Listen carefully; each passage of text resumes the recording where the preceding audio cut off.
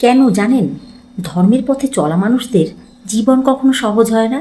কেন যে মানুষ কাউকে ঠকায় না, কারো ক্ষতি করে না, সেই মানুষটাকেই সবচেয়ে বেশি কাঁদতে হয়? এর পিছনে লুকিয়ে আছে এক গভীর সত্য। একটি গাছের কথা ভাবুন।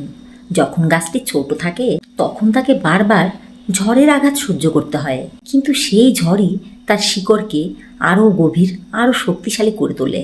মানুষের জীবনও ঠিক তেমন।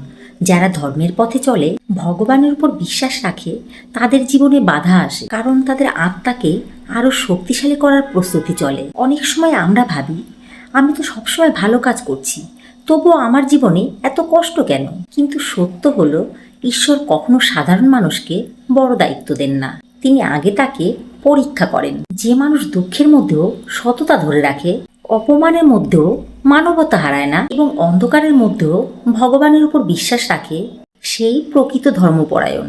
ধর্মের পথ ফুলে ভরা নয়, এ পথ কাঁটায় ভরা। কারণ কাঁটার আঘাত সহ্য করেই মানুষ একদিন ফুলের সৌরভ পায়। তাই জীবনে যদি বারবার বাধা আসে, ভেঙে পড়বেন না। হয়তো এটাই সেই সময় যখন ভগবান আপনাকে আরো শক্তিশালী, আরো মহান হিসাবে গড়ে তুলছে। মনে রাখবেন, পরীক্ষা যত কঠিন হয়, সফলতার পুরস্কার তত বড় হয়।